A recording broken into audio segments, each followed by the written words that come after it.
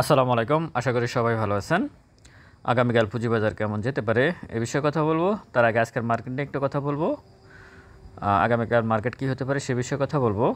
আর কয়েকটা স্টক নিয়ে আলোচনা করব। আপনাদেরকে একটা তুলনামূলক বিশ্লেষণ করার চেষ্টা করব। হয়তো আপনারা কিছুটা উপকৃত হতে পারেন। আর দু একটা স্টকের কিছু নিউজ আছে, এই নিউজটা নিয়ে কথা বলতে চাচ্ছি। প্রথমে বলে নিই সতর্কীকরণ, স্টক আমার কোনো বাইসেল নির্দেশ করে না। নিজ দায়িত্বে বাইসেল সম্পন্ন করবেন, এটি একটি শিক্ষণীয় আলোচনা মাত্র। পুঁজিবাজার ঝুঁকিপূর্ণ, জেনে এবং বুঝে বিনিয়োগ করুন। দেখেন, আজকের মার্কেট নিয়ে যদি প্রথমে আসি, টপে কী আছে? Uttara finance, Dulamia cotton, GQ বলফেন।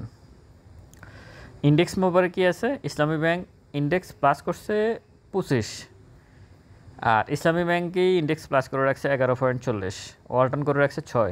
শুধু ইসলামী ব্যাংক এবং ওয়ালটন এই দুটো দিয়েই কিন্তু ইন্ডেক্স 25 প্লাস হয়ে গেছে। ওইখান দিয়ে কিন্তু 860 কোটি টাকার লেনদেন, ইন্ডেক্স 25 প্লাস, ডিক্লাইন করে রাখছে 223টা। ঠিক আছে, ব্যাপারটা মানে কেমন যেন বুঝতে পারতেছেন। ইন্ডেক্স প্লাস, ভলিউম বেশি, গত 10 মাসে নাকি সর্বোচ্চ লেনদেন হলো আজকে। মানে আমাদের লজ্জা শরমেরও সমস্যা আছে। যাই হোক, ডিক্লাইন 223টা। এটা কি এইরকম বাজার আপনারা যদি কেউ দেখে থাকেন তাহলে অবশ্যই কমেন্টে জানাবেন। এ হচ্ছে আজকের মার্কেটের অবস্থা। এখন আগামীকাল মার্কেট কি হতে পারে এ বিষয়ে কথা বলি। এ বিষয়ে কথা বলতে গেলে প্রথমে যদি আমি আসি, এটা একটু বড় করে দেখি। ভলিউমটা ঠিক আছে, কিন্তু এখানে প্রবলেম হয়েছে এই যে ক্যান্ডেলটা উপরে অনেক বড় একটা উইক, এটাকে নেগেটিভভাবে দেখতে হবে, নেগেটিভভাবে চিন্তা করতে হবে আগামীকালকের জন্য। কেন নেগেটিভভাবে, আরও নেগেটিভভাবে কেন চিন্তা করতে হবে? এটাকে বড় করে আমি নিয়েছি। দেখেন, এই সাপোর্ট রেসিস্ট্যান্স কিন্তু সে কিন্তু আজকে কিন্তু ওটা টাচ করে নিচে চলে আসছে। যদি এগুলা মানে টেকনিক্যাল অ্যানালাইসিস, এইখানকার রেসিস্ট্যান্সের জন্য এটা এখন বসে নাই, এটা ঠিক। মানে এটার জন্য, এই রেসিস্ট্যান্সের জন্য এটা বসে নাই। এটা মার্কেট মেকারদের একটা কাজ আর কি। তারা দেখায়, আমাদেরকে বোঝায় যে আমরা যেভাবে মানে তোমাদেরকে পড়াশোনা করাবো, তোমরা ওইভাবে পড়ালেখা করবা। আমরা ক বললে তোমরা ক বলবা, আমরা খ বললে তোমরা খ বলবা।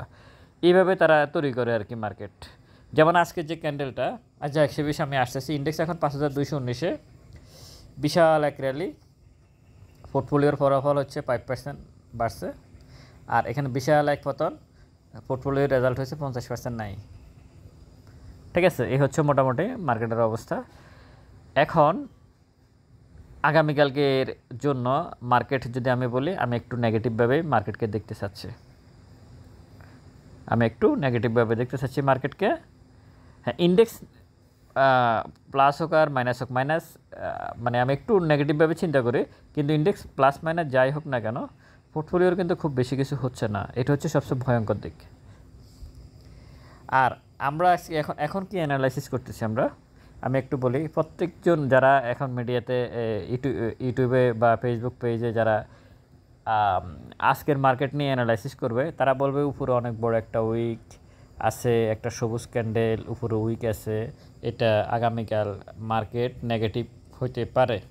হ্যাঁ, যেমন এখানে একটা রেসিস্ট্যান্স আছে, এই যে রেসিস্ট্যান্স আছে একটা অনেক বড়, এখানে ইন্ডেক্স আছে।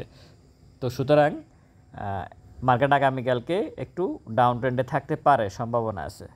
এটা আমরা কখন আলোচনা করতেছি? সন্ধ্যায়, আজকে সন্ধ্যায়। কিন্তু এটা কালকে সন্ধ্যায় ঠিক করা হয়েছে, আজকে আমরা এটা নিয়ে আলোচনা করব। কারা ঠিক করছে? মার্কেট মেকাররা।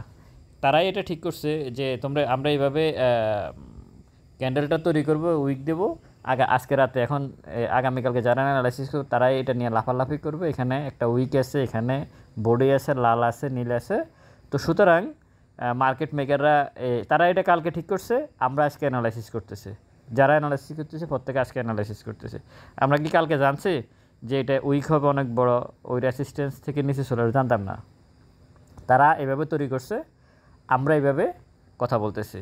ঠিক যে স্টকগুলোর প্রাইস এখন টপে আছে, তারা এভাবে বাড়াচ্ছে, কারণ ওইখানে কেউ নাই, আমি আর আপনি নাই, এই কারণে ওগুলো বাড়তেছে।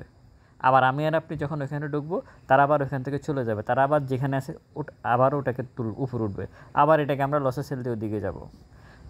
বানরের নাচানাচি, যেটা আমরা আসলে স্মার্ট মানির সাথে এরকমই করি, ফলাফল জিরো, ডিম। যাই হোক, এরপর আমি যে বিষয়ে কথা বলবো সেটা হচ্ছে হিস্টোগ্রামের বার।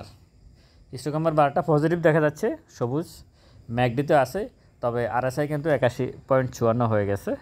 এটা একটু বেশি হয়ে গেছে। সাধারণত আরএসআই 80-র উপরে খুব বেশি যায় না, এর থেকে কারেকশানে চলে আসে। এটাই মানে স্বাভাবিক, বেশিরভাগ ক্ষেত্রে এটাই হয়ে থাকে। তো আপনারা একটু মার্কেটকে এই মুহূর্তে ট্রেডিং স্টকের বেলায় একটু ধৈর্য ধারণ করবেন, একটু ধৈর্য ধরবেন। হুটহাট টাকা থাকলেই শেয়ার কেনা উচিত না। আমাদের ট্রেডার যারা আছে, পুঁজিবাজারের ট্রেডার যারা আছে বা পুঁজিবাজারে যারা মার্কেট সারাদিন দেখে, তাদের সবচেয়ে বড় মানে দুর্বলতা হচ্ছে মানে ক্যাশ টাকা হাতে রাখতে পারে না। সে জানে যে ইন্ডেক্স অনেক বাড়ছে, আমি যদি এখন এন্ট্রি নিই আমি লস করার সম্ভাবনা আছে, তারপরেও শেয়ার কিনবে। মানে হাতে ক্যাশ টাকা থাকলে অ্যালার্জির পরিমাণ এত বাড়ে, মানে পুরা শরীরটা চুলকাবে। কখন কিনবে? কিনে ধরা খাবে, তাও কিনবে। এই জন্যই বলতেছি ডাক্তারদের কাছে আসতে হবে, মানে ডাক্তার যারা এই লাইনের, তাদের সাথে যোগাযোগ করতে হবে। ভাই আমার ক্যাশ টাকা, সর্বপ্রথম আপনাদের চিকিৎসা নেওয়া উচিত যে আমি ক্যাশ টাকা হাতে রাখতে পারতেছি না, আমার কী করা উচিত। এই চিকিৎসা যদি নিতে পারেন তাহলে পুঁজিবাজারের রোগটা অর্ধেক সেরে যাবে। এই চিকিৎসা নেবেন, যারা এইরকম চিকিৎসা দেয় তাদের কাছে আসবেন, তারা এইভাবে চিকিৎসা দেবে আপনাদেরকে। হ্যাঁ, আর যদি কোনো অ্যানালিস্ট যদি বলে 3 দিনের মধ্যে ডাবল আইটেম করে দিবে, ট্রিপল আইটেম করে দিবে, আপনাকে 15 দিনের মধ্যে নিশ্চিত প্রফিট করবেন, এরকম কথাবার্তা বললে ওনার সাথে একটু গিয়ে দেখা করে আসবেন, আমাকেও সাথে নিয়ে যাবেন, আমিও যাব। যাই হোক, এই হচ্ছে মোটামুটি অবস্থা। এখন আমি যে বিষয়ে কথা বলবো, এটা সব কিছু মিলে আগামীকালকে মার্কেটটাকে আপনারা একটু অবজারভেশনে রাখবেন। হ্যাঁ, এটা দুইটা কারণে, এই ক্যান্ডেলের কারণে প্লাস আগের অ্যাসিস্টেন্সের কারণে। এখন আমি যে বিষয়ে আসবো সেটা হচ্ছে এই তুলনামূলক বিশ্লেষণ ইন্ডেক্স স্টকের। এটা হচ্ছে আজকে টপ, আজকের উত্তরা ফাইন্যান্স 13 টাকা 20 পয়সা পড়ছে থেকে 32 টাকা থেকে, 32 টাকা থেকে মাইনাস 13 টাকা 20 পয়সা, তাও 2-3টা হল্টেড হওয়ার পরে। তো 13 যদি ধরি তাহলে 13 আর 32 কত হয় হিসেব করে নেবেন, সমান কত হয়, কত পার্সেন্ট লসে আছে বিনিয়োগকারীরা। এ পর্যন্ত গত 6 মাসে যতগুলো স্টক বাড়ছে, 80% স্টকের চরিত্রটা ছিল এমন, মানে ইয়েটা মানে ক্যান্ডেলগুলো ইয়েটা এমন ছিল, চার্টটা এমন ছিল গত 2 বছরের। ঠিক আছে, মানে গত 6 মাসে যতগুলো স্টক বাড়ছে, ভালো করে শুনেন, গত 6 মাসে যতগুলো স্টক বাড়ছে 80 থেকে 90%-এর চার্টটা ছিল এমন। ঠিক হয় এরকম 30 টাকাতে থেকে 13 টাকাতে চলে আসছে, 50 টাকা থেকে 20 টাকাতে চলে আসছে, 100 টাকা থেকে 40 টাকাতে চলে আসছে, তাই না? এভাবে তো ছিল। এর বিপরীতে কী ছিল এটা একটু আসি আমরা। এটা হচ্ছে যমুনা অয়েল, এ হচ্ছে ফ্লোর তার। এরপর দেখেন কি হয়েছে। হ্যাঁ, জুন ক্লোজিং স্টক, এটা হচ্ছে যমুনা অয়েল, এই মুহূর্তে 184 টাকা। জুন ক্লোজিং স্টকের মধ্যে অন্যতম ফান্ডামেন্টাল একটা স্টক। এর সাথে কি এর মিল আছে? উত্তরা ফাইন্যান্সের মিল আছে বা এরকম, মানে আমি তো বলছি 80% শেয়ারের অবস্থা গত কয়েকদিনে যা বাড়ছে সবগুলো একই অবস্থা।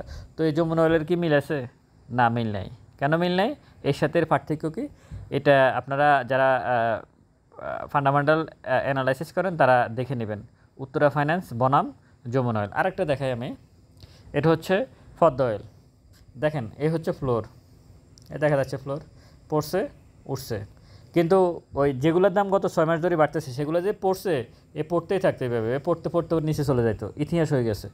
কিন্তু এটা কি পড়ে আবার রাখতে পারছে? এখানে রাখতে পারে না, সেটা ঠিকই উপরে চলে গেছে।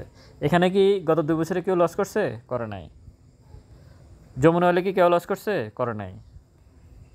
এখানে কেউ লস করে নাই, ঠিক আছে। এখনও এদের গন্তব্য কিন্তু উপরে দিকে, কারণ এগুলোর জোন ক্লোজিং শেয়ার, কিছুদিন পরে এরা ডিভিডেন্ড ডিক্লেয়ার করবে, ডিভিডেন্ড আসবে, সব কিছু মিলাই এরা তাদের গন্তব্যে, ঠিকই তারা তাদের গন্তব্যে পৌঁছে যাবে, এদিকে তারা পৌঁছে যাবে। আরেকটা দেখায়, মেঘনা পেট্রোলিয়াম, এই মুহূর্তে 260 টাকা আছে। এই হচ্ছে ফ্লোর ছাড়ছে আর সে উপরে গেছে, এবং ফ্লোর থেকে সে কখনো নিচে আসে না, শুধু একদিন সে নিচে আসছে, তাও মনে হয় 1 মিনিটের জন্য, 1-2 সেকেন্ডের জন্য সে নিচে আসছিল, তারপর ঠিকই সে তার জায়গায় উঠে গেছে, এবং সে এখন এখানে আছে। এই ফ্লোরের মানে এখানে যারা আছে প্রত্যেকেই এখানে প্রফিটে আছে। এখন কথা হচ্ছে এই উত্তরা ফাইন্যান্সে মনস্তাত্ত্বিক বিষয়টা কাজ করছে ট্রেডারদের, যে এখানে খুব দ্রুত প্রফিট করা যাবে, কারণ এগুলো আপ ডাউন বেশি করে। আর যমুনা অয়েল, পদ্মা অয়েল, মেঘনা পেট্রোলিয়াম এগুলো খুব বেশি আপ ডাউন করে না। দেখেন না গ্রাফস, এখানে হয়তো বছরে হয়তো সব মিলায় যদি জুন হয়, যদি ঠিকভাবে টেকনিক্যালি হ্যান্ডেল করতে পারে, তাহলে হয়তো 15% বা 20% এরকম একটা পজিটিভ কিছু সে আশা করতে পারে। মানে হয়তো কিছু একটা সে ছোটোখাটো একটা প্রফিট হয়তো পাওয়ার সম্ভাবনা থাকে। এই কারণে এগুলোতে আসে না। কেন এগুলোতে আসে না? যায় উত্তরা ফাইন্যান্স, ওই যারা যারা দাম বাড়ায় ওই টাইপের স্টকগুলোতে তারা চলে যায়, গিয়ে তারা তখন আসলে ওখানে লুজার হয় সবচেয়ে বেশি, যেটা হয়ে গেছে অলরেডি গত 2 বছরে। কিন্তু 2 বছরের সাথে এই চার্টগুলোর কোনো মিল নাই। এই 3টা চার্ট একরকম, আর এটা হচ্ছে একরকম। আর এখন যেগুলোর দাম বাড়তেছে সেগুলোর চার্টটা কিন্তু এরকম, এদের মতো না। এখন আপনারা বলতে পারেন, ভাই আপনি জুন ক্লোজিংয়ে 3টা শেয়ার নিয়ে খুঁজে ফেলেন, যমুনা অয়েল, পদ্মা অয়েল আর মেঘনা, আর নাই? আর একটা 2টা শেয়ার থাকতে পারে, আমার এই মুহূর্তে মাথা নাই। আমি যে সবসময় বলি যে আমাদের মার্কেটে 400 শেয়ারের মধ্যে 10-12টা শেয়ারই আছে, এর বাইরে তেমন কিছু নাই, যদি আপনি নিশ্চিন্তে থাকতে চান। এর থেকে আর কীভাবে আপনাদেরকে বুঝিয়ে বলবো বুঝতে পারতেছে না। এখন যদি এর বাহিরেও যদি আপনারা এখনও চিন্তা ভাবনা করেন, করতে পারেন, যার যার এটাই মার্কেট। এখানে প্রায় 16 লক্ষ থেকে 20 লক্ষ মানুষ আছে, এক একজনের চিন্তা ভাবনা এক এক রকম। এটা স্বাভাবিক। এটা কি কারো কাছে লাল রং পছন্দ, আমার কাছে সাদা রং পছন্দ, আরেকজনের কাছে নীল রং পছন্দ। এটাই পৃথিবী। কেউ হয়তো হাসপাতালের বিছানায় জীবন মানে বাঁচার জন্য অনেক বেশি চেষ্টা করতেছে, লক্ষ লক্ষ টাকা খরচ করতেছে, আবার কেউ নিজের ইচ্ছে জীবনকে শেষ করে দিচ্ছে। তো এটা এক একজনের সেন্টিমেন্ট এক এক রকম। এখন আমার কথা হচ্ছে যে আপনারা কীভাবে দেখবেন, আমাদের কাজ হচ্ছে সচেতন করা আপনাদেরকে, সিদ্ধান্ত আপনাদের, কারণ টাকাটা আপনাদের কাছে, আপনারা সিদ্ধান্ত নেবেন। এখানে খুব বেশি লাগে না, একটা বিও অ্যাকাউন্ট প্লাস আপনার টাকা, আর কিছু লাগে না। এখানে এই বিষয়গুলো, আমার কথা হচ্ছে কি, এই বিষয়গুলোকে আপনারা বুঝেন না, বুঝেন, কিন্তু এমন একটা সিস্টেম করে মার্কেট রাখছে আপনাদেরকে, বুঝছেন, এমন একটা পলিসি দিয়ে মার্কেটে রাখছে, মানে আপনি যত শিক্ষিত হন না কেন, যত জ্ঞানীগুণী হন না কেন, সিস্টেম করে এমনভাবে মার্কেট আপনাকে ওই জায়গায় নিয়ে যাবে। আপনি আমার থেকে বেশি বুঝেন, আমি জানি। আমাকে যারা ফোন দেয় তারা মানে অনেক পড়ালেখার দিক দিয়ে তাদের মানে অবস্থান সব কিছু মিলে তারা অনেক মানে ভালো পজিশনে। তো ওনারা কি বুঝে না? বুঝে, কিন্তু মার্কেট ওনাদেরকে এমনভাবে সিস্টেম করে নিয়ে যায় ইমোশনালি, ওনারা সব বুঝার পরেও তারপরে ওইখানে চলে যায়। এইখান থেকে আসলে ফেরত আনাটাই দায়িত্ব আমাদের। এই কথাগুলো আমরা এই কারণেই বলতেছি, এখান থেকে ফেরত আপনারা চলে আসেন। আপনারা এই যে ইন্ডেক্সের উপর ইনভেস্ট তো কেউ করে না। ইন্ডেক্স বাড়লে সবাই খুশি, তো ইন্ডেক্স তো বাড়লো, ভলিউম বাড়লে সবাই খুশি, ভলিউমও তো বাড়লো, পোর্টফোলিওর কী হলো, ফলাফল কী হলো? কিছু হলো? তার মানে কি, আপনাকে দেখতে হবে আপনি কাকে টাকা দিচ্ছেন, কোথায় টাকা দিচ্ছেন। মূল বিষয়টা হচ্ছে এটা, এবং দেখে শুনে বুঝে কম প্রফিটের চিন্তা ভাবনা করে টিকে থাকুন। হ্যাঁ, এখানে একটা কথা আছে, আমি যে স্টকগুলো নিয়ে বলছি, পদ্মা, মেঘনা, যমুনা, এই স্টকগুলো একটা কথা আছে, সেটা হচ্ছে এখানে আপনারা কোন সময় এন্ট্রি নেবেন, কোন পজিশনে এন্ট্রি নেবেন, এটা ইম্পর্টেন্ট বিষয়। আপনি যদি এই যে এখন এইখানে আছে, আপনি এখানে গিয়ে এন্ট্রি নিলেন, তাহলে তো আর হলো না। এখন যমুনা অয়েল এখানে আছে, আপনি এখানে নিয়ে এখানে গিয়ে এন্ট্রি নিলেন, তাহলে কি হলো না তো। সুতরাং আপনাকে কোন সময়, কোন টাইমে, কোন পরিস্থিতিতে আপনাকে এন্ট্রি নেওয়া উচিত, এবং তার ইপিএস, নেট অপারেটিং কী আছে, সেগুলো অনুমান করে, ধারণা করে, কোথায় সে নামতে পারে, কোথায় উঠতে পারে, এগুলো ক্যালকুলেশন করে আসলে এন্ট্রি নেওয়া উচিত। আর দু একটা নিউজ নিয়ে যদি বলি, আরএকে সিরামিক্স, সে আগামীকাল সম্ভবত এই ক্যাটাগরিতে লেনদেন করবে, ডিভিডেন্ড সে দিয়ে দিছে। আরএকে সিরামিক্স ইন্টারন্যাশনাল ব্র্যান্ড, সিরামিক সেক্টরের। দ্বিতীয় যে নিউজটা, লিন্ডে তার দ্বিতীয় কোয়ার্টার প্রকাশ করবে, আপনারা ওটা দেখে নেবেন। তারিখটা এই মুহূর্তে আমার মনে নাই, আপনারা ওটা দেখে নেবেন, লিন্ডে। আর একটা বিষয় হচ্ছে 24 তারিখে, 24শে জুলাই করবে এটা। আর একটা বিষয় হচ্ছে, যুক্তরাষ্ট্রে আমাদের পোশাক অলরেডি 21.5% রপ্তানি বেড়েছে, এটা খুব পজিটিভ দিক। এই 3টা নিউজ আছে। এছাড়াও অন্যান্য নিউজ আমি প্রতি শুক্রবারের ভিডিওগুলো আপনারা বেশি দেবেন, কারণ সেখানে অনেকগুলো নিউজ একত্রিত করে আসলে শনিবারের ভিডিওগুলো করা হয়। এখানে তো ধারাবাহিক প্রতিদিনই একই রকম কথাবার্তা বলা হয়, কিন্তু শুক্রবার এবং শনিবারের ভিডিওগুলোতে অনেক বেশি মানে তথ্য থাকে, সেই ভিডিওগুলো আপনারা দেখবেন।